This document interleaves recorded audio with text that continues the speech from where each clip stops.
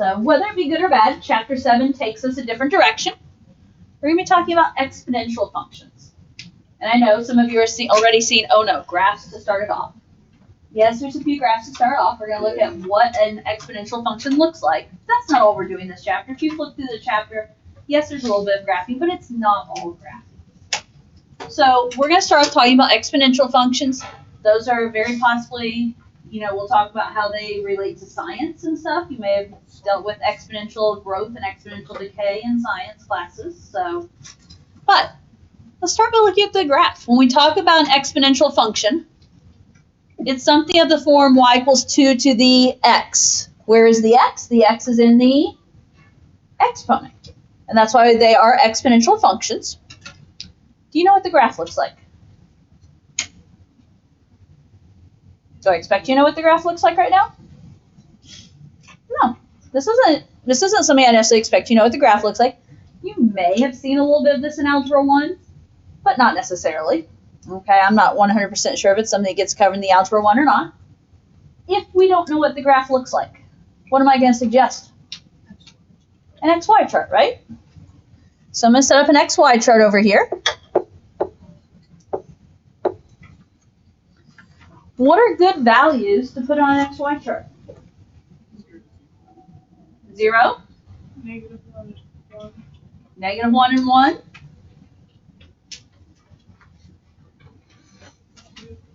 2, 3, anything? Okay. So usually we start with something like 0, 1, 2. Thank you. And so 0, 1, 2 are going to be good numbers. I also want to look at some negatives. So -1, -2. I think on this first one, I actually look at -3 through +3. Once we get past this first one, I think I just do -2 to +2. But I think I'm going to do -3 to +3 on this one. So -3, -2, -1, 0, 1, 2. Okay. I kind of wrote too big there, I guess. 3. How do we figure out the y values? Plug the x value in for the x. Okay, plug the x value in for the x. And we're plugging that into the equation y equals 2 to the x, correct? Now, shall I start where it's easier? Let's start down at the bottom. Let's start with the positive numbers, right? You guys do better with positives. So if we start down at the bottom and we put in 3, we're doing 2 to the third. What's 2 to the third?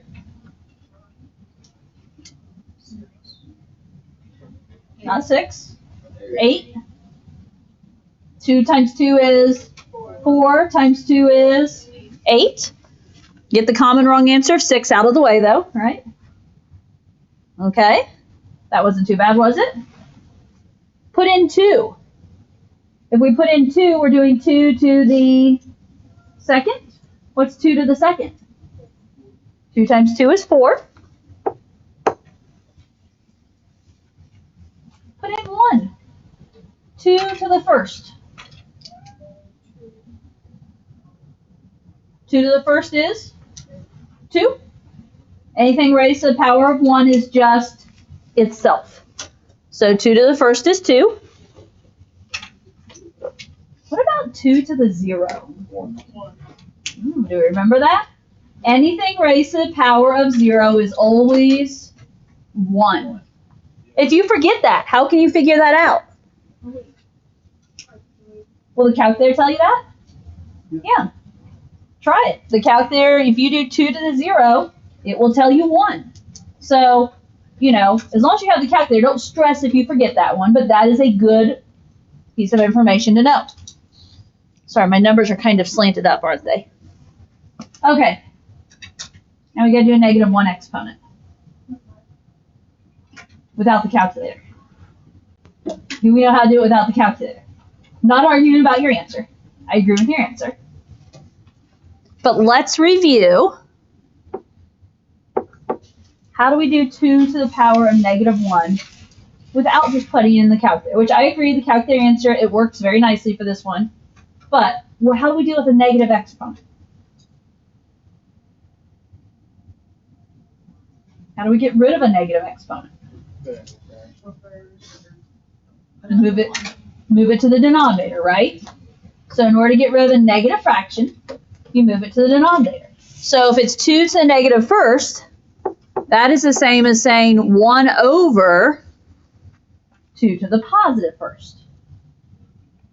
Okay, so you've got to know how to work with negative exponents. I agree the calculator will help us somewhat, but it's good to know how to work with them otherwise.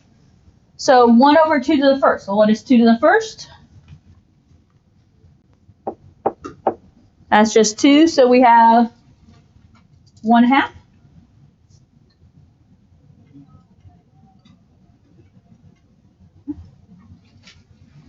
Put in -2. How do I deal with 2 to the -2? Negative exponent tells me to take it to the denominator. So it's 1 over 2 to the second. What's 2 to the second? 4. So this is 1/4. And I'm kind of running out of room here. 2 to the -3rd. Negative exponent moves it to the denominator. So that becomes 1 over 2 to the 3rd, which is 1 over 8. Okay, you ready to graph them? Okay, let's graph. How do we graph -3, 1/8? -3 takes me where? Left 3. And 1/8 takes me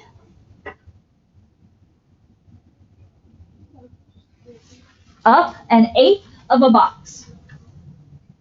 Now, that's really hard for me to draw with this. It's really hard for you guys to draw even with a pencil, isn't it? You're going up a teeny bit. Really, you're still, even though you're technically not touching the line, it looks like you're touching the line still, doesn't it? Okay, so you're just going up a teeny bit. So left 3 and up 1/8 of a box. What about -2 1/4? We're going to go left 2 and up 1/4 of a box. So if I'm going left 2 up 1/4 of a box, I go up a teeny bit more. Teensy bit more. It's hard to tell, right? My dots almost look about the same. -1, 1/2. So now I'm going to go left 1 and up 1/2 of a unit. 1/2 of a box. I know, they're all really close together, aren't they? Okay. 0, 1. 0, 1 says I go left to right 0 and up 1. 1, 2. Right 1, up 2. 2, 4. Right 2, up 4. And 3, 8. Right 3, up 8. Okay. Do my dots look like your dots? If you can see my dots, hopefully. Okay, guys. The idea of an exponential function. What's happening here? As my graph goes off to the left, it is running alongside the x-axis, getting closer and closer to the x-axis without ever crossing or touching it. As it runs off to the right, it is just going up. And it is, you know, the bigger the x values get, the quicker my graph goes up. So that is a typical exponential function. One side is going to run along, in this case it's the x-axis. I don't know if you're familiar with what an asymptote is, but the x-axis is an asymptote.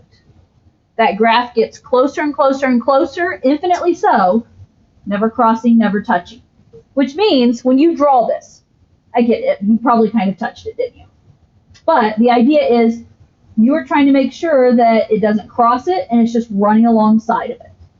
It's not going to go back up. It's going to just keep getting closer and closer to the x-axis. Okay? Notice there is an arrow there going off to the left. This side just goes up. The bigger the number, the quicker it goes up. Okay, questions on this one?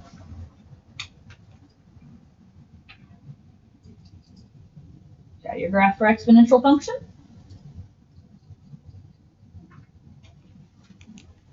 Okay, let's try B then. B is y equals 1/3 to the x. So that number that is the base changed from a whole number to a fraction. Shall we see how that affects our graph? What am I going to suggest we do? Set up an XY chart now. Unless you guys really want to, I'm going to drop off the 3's. Just because I don't want to have to graph 27, which is what you'd end up having to graph in this one. 8 was fine. 27's a little big. So I'm just going to go from -2 to +2. So -2, -1, 0, 1, and 2. Those are the typical numbers I like to use for a graph like this.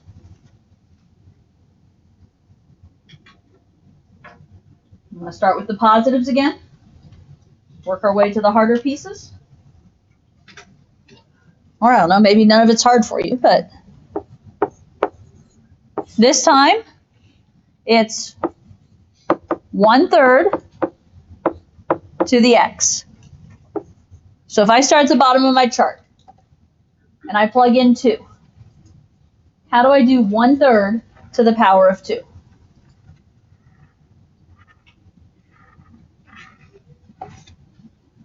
Power of 2 means I'm going to do 1/3 times 1/3. What is 1/3 times 1/3? 1/9. Or you can think of it as 1 squared over 3 squared, if you will. Okay, put in 1. What is 1/3 to the power of 1? 1/3. What is 1/3 to the power of 0? 0. Not 0. 1. Anything raised to 0 power is 1. Okay. I saved the difficult part for last, right? 1/3 to the -1 power. What do I do with a -1 power there when it's already a fraction?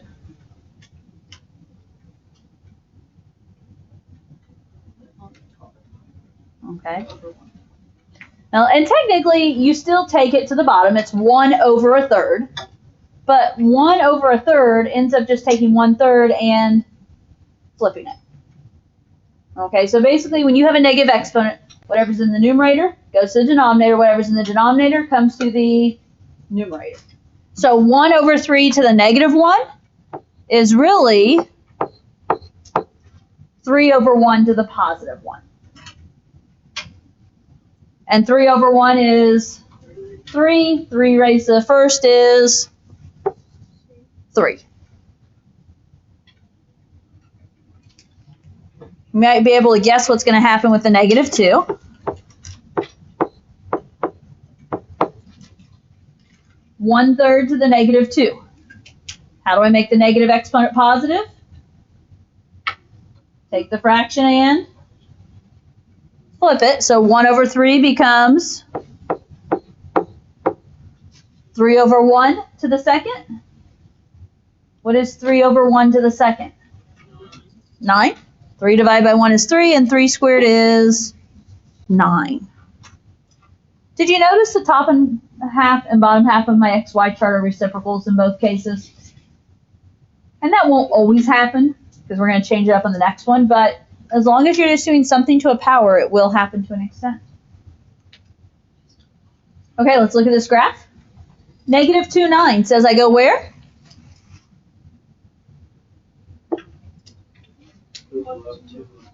Good. Left 2 up 9. Negative 1, 3. Left 1 up 3. Good. 0, 1.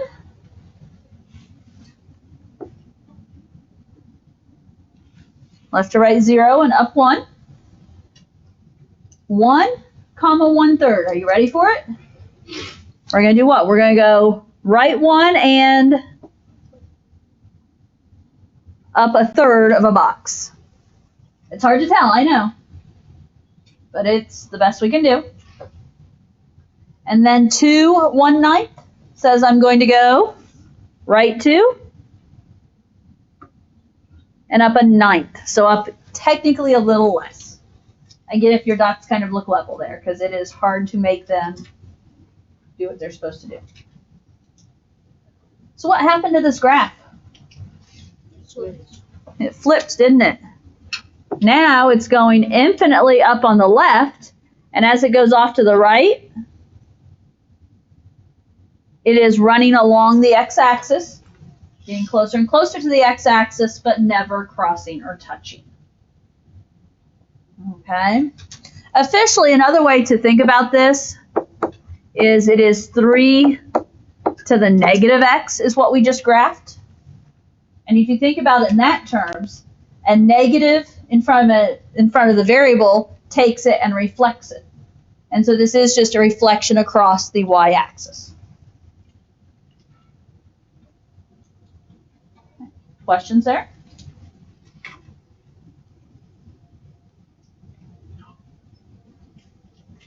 Okay, let's try C.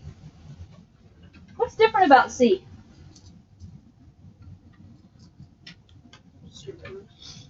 What? Okay, there's an extra number out front, isn't there? If we think about our transformations, what's that extra number technically going to do? It's going to stretch it, isn't it? Multiplying by a number bigger than 1 out front is going to stretch it. Now, we're just going to do an XY chart. We'll talk more about the whole stretch, think, reflect thing in section 2. So we'll do that more on Monday. But for today, we're just going to graph it. So again, I'm going to have you make an XY chart. And again, I'm doing negative 2, negative 1, 0, 1, and positive 2.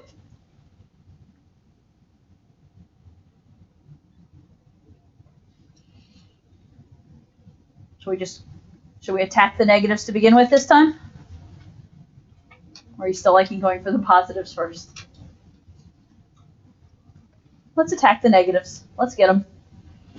So as I write this, be careful here. It's 2 times 3 to the negative 2. What if I mention Aunt Sally here? Does that mean anything to you? Okay, we have to think PEMDAS. Please, parentheses, exponents, multiply, divide, add, subtract. So the whole point of this is we need to start by doing exponents first before we multiply. No, this is not 6 to the negative second. Okay, you cannot do 2 times 3 is 6 to the negative second. We first need to deal with that exponent. So this is 2 times, what does that negative 2 tell me to do? Negative exponent says take it to the denominator. So it's really 1 over 3 squared. So 2 times 1 over 3 squared. What do you know about 1 over 3 squared? That's going to be 1 over 9. What is 2 times 1 over 9? 2/9? Because we can think of this as 2 over 1 times 1 over 9, which is 2/9.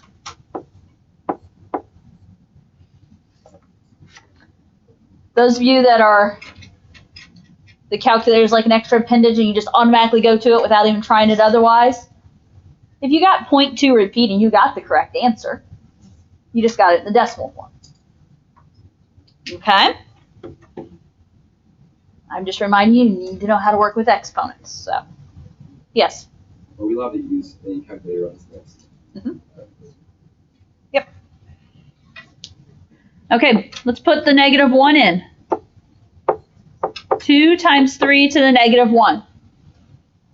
Remember, we have to do our exponents first. So 2 times, how do I deal with a -1 exponent?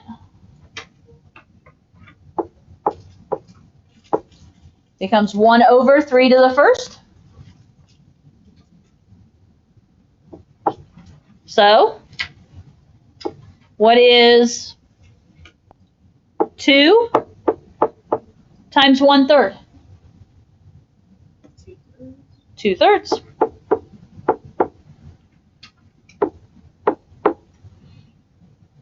Okay, put in 0.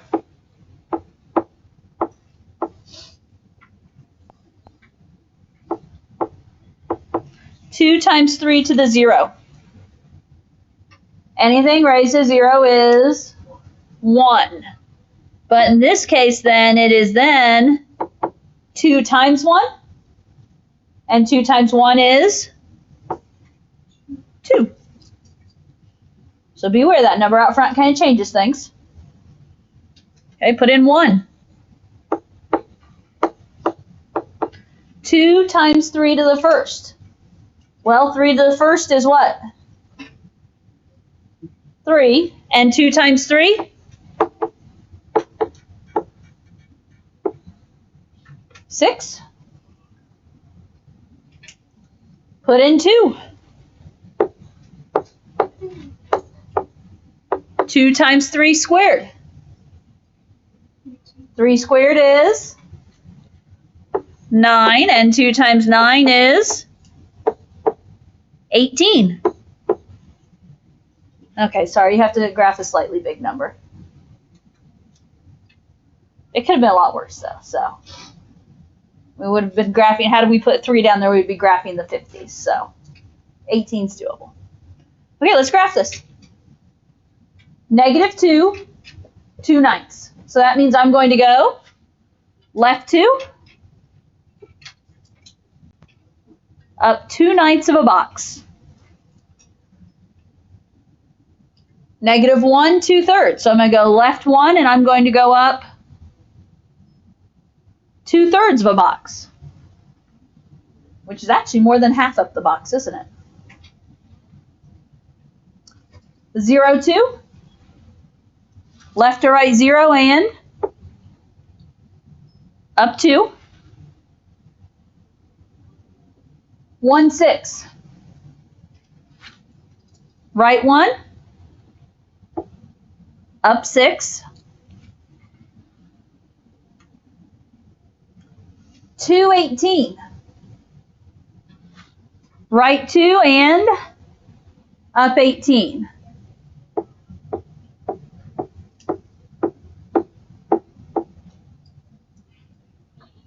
My 18 is ballpark up there. Okay? Now, here's what I suggest. And I don't know, some teachers may say, oh no, you absolutely don't graph off the chart, but to me it kind of completes our graph. 18's reasonable, that's doable. Okay, I mean, my graph ended at 10, I counted up a little bit. That's not exact, but what I don't want you don't tell me 218 is right here at the top of the graph. Actually, try and space it out appropriately because it shows what's this graph doing. Yeah, it's stretching out real quickly, isn't it? That's that stretch. So, okay, so as we expected, along the left, as you extend the graph out to the left, you're running along the x-axis, never crossing, never touching. As we go right, we are going up very steeply. And that is that stretch of 2 and what that's doing for us. Okay. Be familiar with these graphs.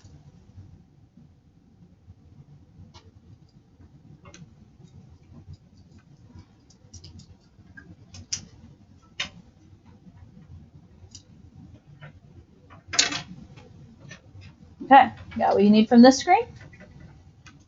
We're going to talk about some stuff here at the bottom.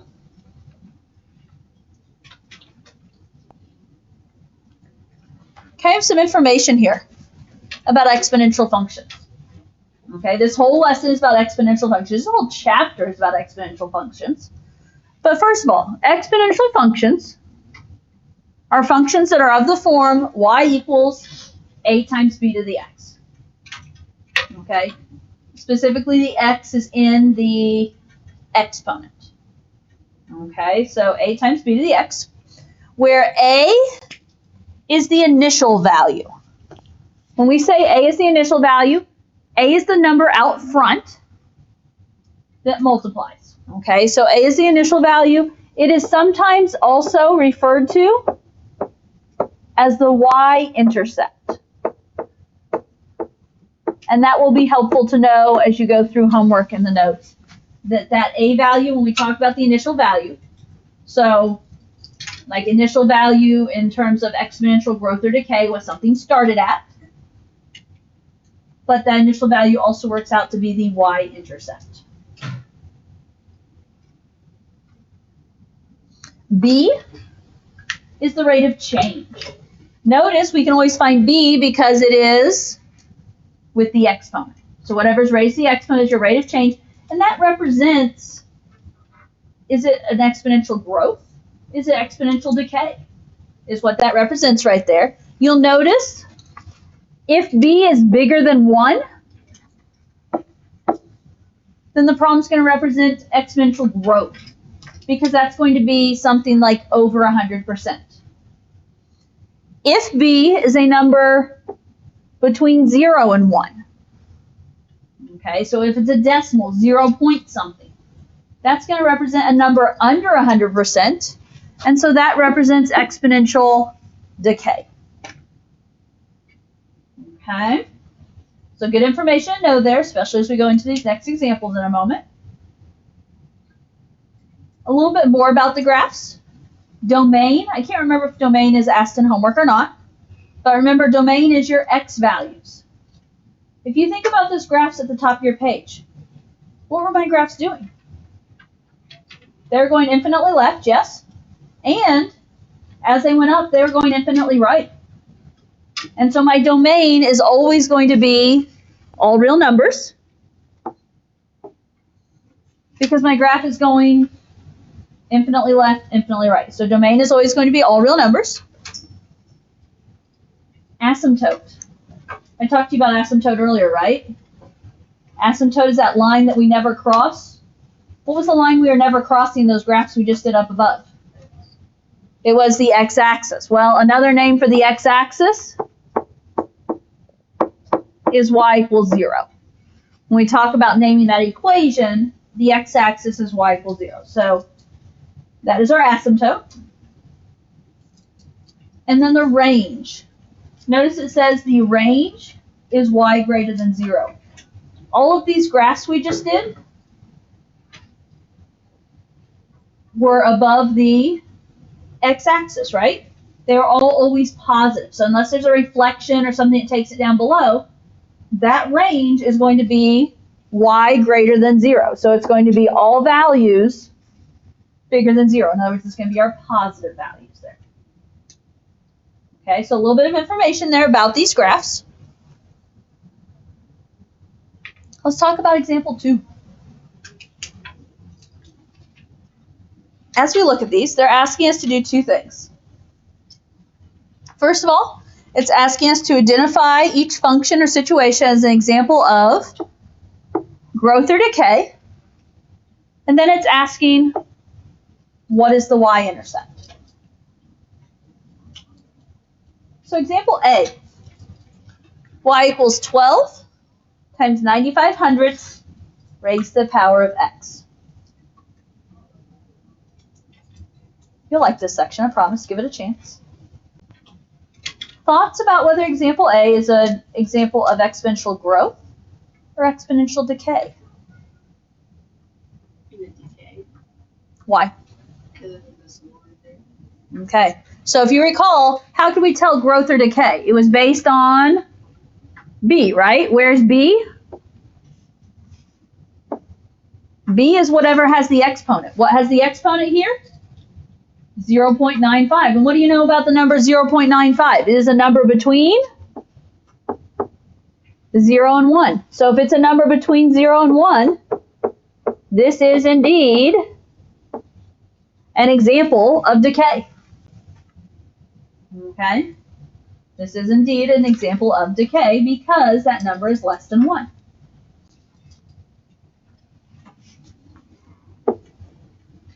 It also asked for a y-intercept, initial value.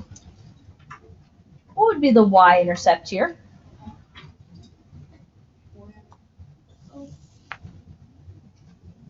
Notice, I mentioned y-intercept up here, didn't I? I said y-intercept is the same as the initial value. Initial value is represented by A.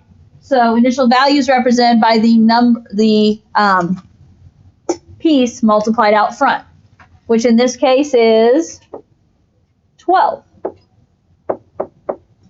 So my y-intercept is 12. If you're giving me the answer, I am perfectly fine with you telling me the y-intercept is 12. If I recall correctly, MathExcel wants it in a certain form. MathExcel wants the y-intercept written as an ordered pair, if I recall. So a y-intercept of 12 is what as an ordered pair? 0, 12?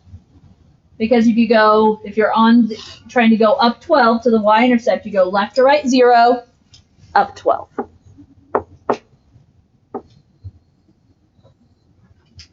Okay, so example A.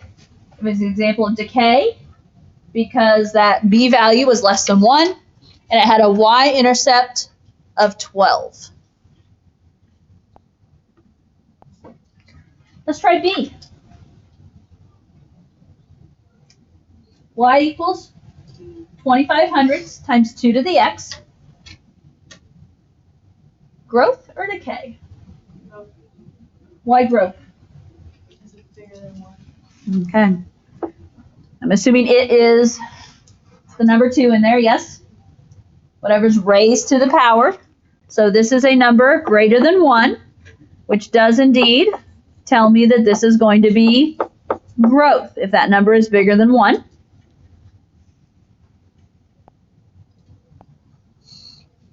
What about a y-intercept? Okay, it is that A value out there of 0.25. MathExcel would have me write this how?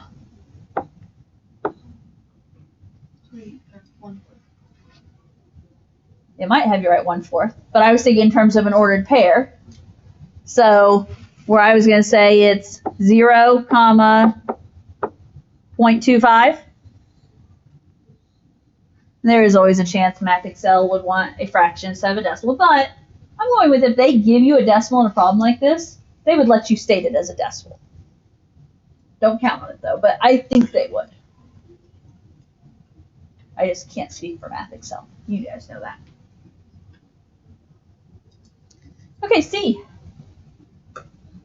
Before you skip this problem, do me a favor and try and read it first. Don't just skip.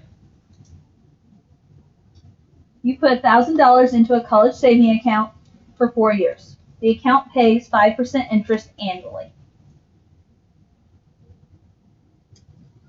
Growth or decay?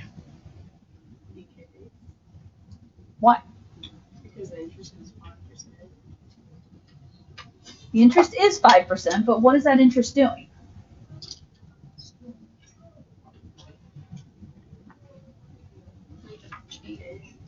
If it's paying 5% interest, it's giving you 5% interest. So that means your account is growing. Okay, and I see where you're going. You're going with, oh, okay, well, 5% is going to be a number less than 1 when we put it in decimal format. But actually in an equation, that would end up being 1.05 because if you start at 100%, and then you're growing 5%. It would end up being 1.05. But because it's paying 5% interest, this is going to be growth. Now, why intercept?